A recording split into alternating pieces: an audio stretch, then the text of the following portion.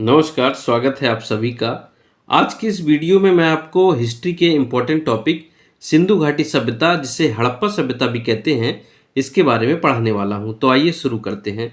तो जैसा कि स्क्रीन पर पहला प्रश्न दिख रहा है कि हड़प्पा सभ्यता की खोज किस वर्ष हुई थी, तो इसका राइट आंसर क्या होगा? तो इसका राइट आंसर हो जाएगा हमारा 1921 ईस्वी में, यानी कि ऑप्शन नंबर ए इसका राइट आंसर होगा 1921 ईस्वी में। अगला प्रश्न देखते हैं दूसरा प्रश्न है, हड़प्पा सभ्यता के सर्वप्रथम खोजकर्ता कौन थे? अगर खोजकर्ता की बात करें तो ये थे हमारे दयाराम साहनी जी, यानी कि ऑप्शन नंबर सी इसका राइट आंसर होगा। अगला प्रश्न देखते हैं तीसरा प्रश्न है, हड़प्पा सभ्यता का प्रचलित नाम है। तो हड़प्पा सभ्यता को किस नाम से और जानते हैं? तो ये हम जानते हैं सिंधु घाटी की सभ्यता, यानी कि ऑप्शन नंबर डी इसका राइट आंसर होगा। अगला प्रश्न देखिए, ये काफ़ी इंपॉर्टेंट क्वेश्चन था। चौथा प्रश्न है कि सिंधु घाटी सभ्यता जानी जाती है। तो सिंधु घाटी सभ्यता नगर नियोजन के लिए भी जानी जाती है, क्योंकि यहाँ पर नगर व्यवस्था बहुत ही अच्छे तरीके से थी। अगला प्रश्न देखते हैं पांचवा प्रश्न है कि हड़प्पा सभ्यता का सर्वाधिक मान्यता प्राप्त काल है। तो किस काल से किस काल के बीच में मानी जाती है? तो ये मानी जाती है आपकी 2500 ईसा पूर्व से 1750 ईसा पूर्व, यानी कि ऑप्शन नंबर बी इसका राइट आंसर होगा, ऑप्शन नंबर बी। अगला प्रश्न देखें छठवां प्रश्न है, मोहनजोदड़ो का शाब्दिक अर्थ क्या है? तो इसे मृतकों का टीला भी कहा जाता था, यानी कि ऑप्शन नंबर सी इसका राइट आंसर होगा, मृतकों का टीला। अगला प्रश्न देखते हैं सातवां प्रश्न है, सिंधु सभ्यता किससे संबंधित है? तो देखिए, सिंधु सभ्यता किससे संबंधित है? तो ऑप्शन नंबर सी जो है आद्य ऐतिहासिक युग, यानी प्रोटो हिस्टोरिक एज से, यानी कि ऑप्शन नंबर सी इसका राइट आंसर होगा। अगला प्रश्न देखते हैं आठवां प्रश्न है कि मोहनजोदड़ो एवं हड़प्पा सभ्यता का पुरातात्विक खुदाई के प्रभारी कौन थे? तो देखिए, प्रभारी कौन थे? तो ये प्रभारी थे हमारे सर जॉन मार्शल, यानी कि ऑप्शन नंबर इसका ए राइट आंसर होगा, सर जॉन मार्शल के द्वारा किया गया था। और देखिए ये कौन थे? तो ये भारतीय पुरातत्व विभाग के उस समय डायरेक्टर जनरल थे। अगला प्रश्न देखते हैं नौवां प्रश्न है, धौलावीरा नामक पुरातात्विक स्थल किस राज्य में स्थित है? तो ये किस राज्य में है? तो ये आपका है गुजरात राज्य में, यानी कि ऑप्शन नंबर डी इसका राइट आंसर होगा, गुजरात राज्य में है। अगला प्रश्न देखते हैं दसवां प्रश्न है, हड़प्पा संस्कृति का वह कौन सा स्थल है जहां दुर्ग तथा निचला नगर अलग अलग प्राचीरों से घिरे हुए हैं? तो इसका देखिए राइट आंसर क्या हो जाएगा? इसका राइट आंसर होगा आपका कालीबंगन, यानी कि ऑप्शन नंबर सी इसका राइट आंसर होगा। अगला प्रश्न देखते हैं 11वां प्रश्न है, हड़प्पा कालीन मोहरों का सर्वाधिक प्रचलित आकार कैसा है? तो ये कैसा आकार था इनका? तो जो भी हमें मोहरें मिली हैं वो अधिकतर हमें मिली है वर्गाकार, यानी कि ऑप्शन नंबर 20 का राइट आंसर होगा, वर्गाकार। अगला प्रश्न देखते हैं 12वां प्रश्न है, हड़प्पा काल की मुद्राओं के निर्माण में मुख्यतः किस पदार्थ का उपयोग किया गया है?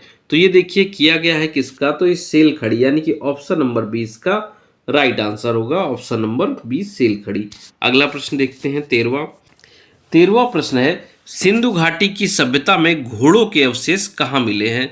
तो देखिए, घोड़ों के अवशेषों की अगर बात करें तो ये हमें मिले हैं सुरकोटदा, यानी कि ऑप्शन नंबर डी इसका राइट आंसर होगा, सुरकोटदा। अगला प्रश्न देखते हैं 14वां प्रश्न है, सिंधु घाटी स्थल कालीबंगन किस राज्य में है? तो देखिए, कालीबंगन किस राज्य में है? तो ये आपका है राजस्थान में, ऑप्शन नंबर सी इसका राइट आंसर होगा। अगला प्रश्न देखते हैं 15वां प्रश्न देखिए, हड़प्पा सभ्यता के घर किसके बनाए जाते थे?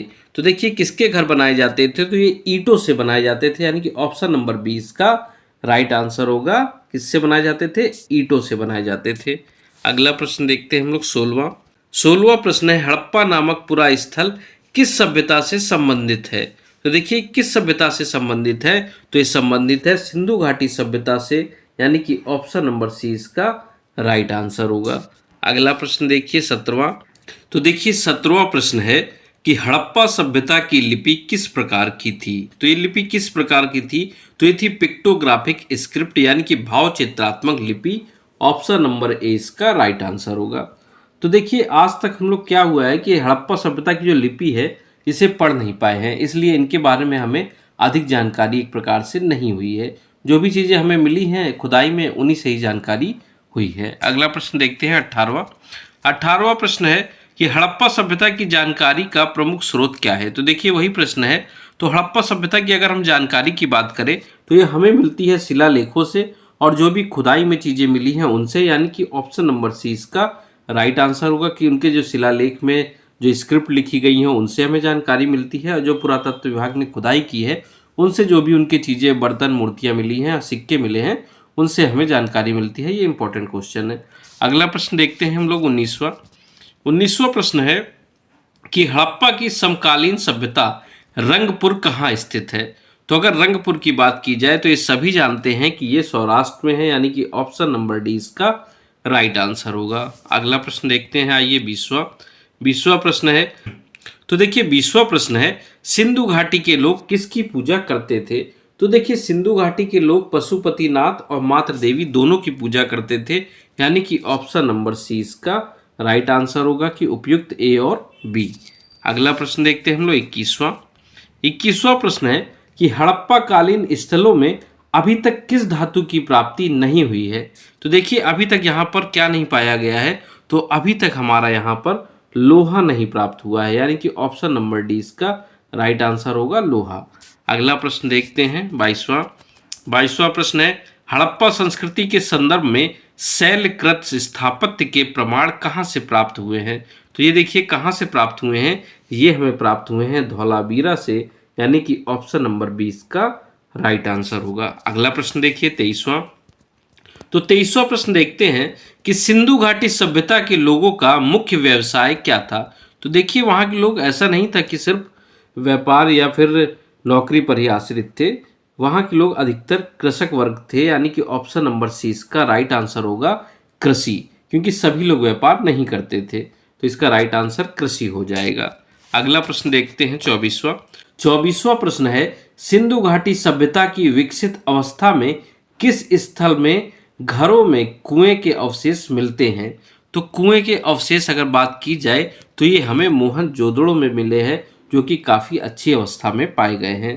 अगला प्रश्न देखते हैं 25वां और अंतिम प्रश्न है इस वीडियो का। तो देखिए क्या है कि किस हड़प्पा कालीन स्थल में नृत्य मुद्रा वाली स्त्री की कांस्य मूर्ति प्राप्त हुई है। तो ये मूर्ति कहाँ से प्राप्त हुई है, तो ये मूर्ति भी हमें मोहनजोदारो यानी मोहनजोदड़ो से प्राप्त हुई है। आशा करता हूँ कि वीडियो आप सभी को पसंद आया होगा। ऐसे ही वीडियो को देखने के लिए चैनल को लाइक करें, शेयर करें और सब्सक्राइब करना ना भूलें। अपनी तैयारी जारी रखें। मिलते हैं अगले वीडियो में, तब तक के लिए धन्यवाद।